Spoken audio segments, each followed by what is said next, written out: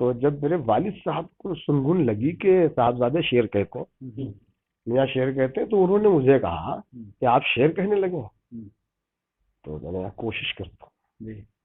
तो कहने लगे कि ठीक है, देखिए मियाँ आप शेर कहिए, हम्म, शेर कहने में कोई बुराई नहीं है, लेकिन मुशायरे मत पढ़िएगा कभी। हाँ। ये उन्होंने मुझे ताकीद ताकीद की। की, ठीक है। ये उन्होंने ताकीद की। तो अब उसमें क्या मसलहत थी, बहरहाल वो जाने। वो मेरा मुशायरे पढ़ते थे? नहीं नहीं, नहीं। मुशायरे थे वो भी, जी जी। शेर कहते थे लेकिन हम्म, मुशायरे नहीं। तो अब वो भी शेर मतलब पाबंदी से नहीं कहते थे वो। हम्म। वो शेर कभी शौक में ऐसे ही 2-4 साल में जरिया कुछ माश नहीं नहीं था? नहीं नहीं, जरिया माज भी नहीं था, और इतना ज्यादा उसकी तरफ वो थे भी नहीं, रागिब भी नहीं? बिजनेसमैन थे वो, अच्छा अच्छा। कारोबार करते थे और शायरी का शौक रखते थे। जी। तो बस ऐसे ही कभी 2-4 साल में कुछ शेर कह लेते थे। अच्छा। हाँ हाँ हाँ, पाबंदी से नहीं। हम्म, तो बहरहाल उन्होंने मुझे ये ताकीद की।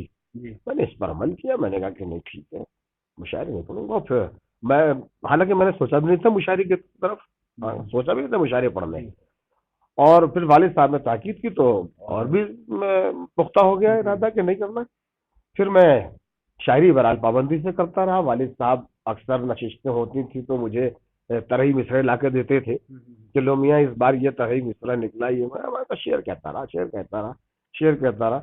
मेरे वालिद साहब के एक दोस्त थे, हक बनारसी, उसी मोहल्ले में रहते थे। हम्म, तो अक्सर घर आते जाते थे, लेकिन फिर भी शायरी दिखाने का, सुनाने का सिलसिला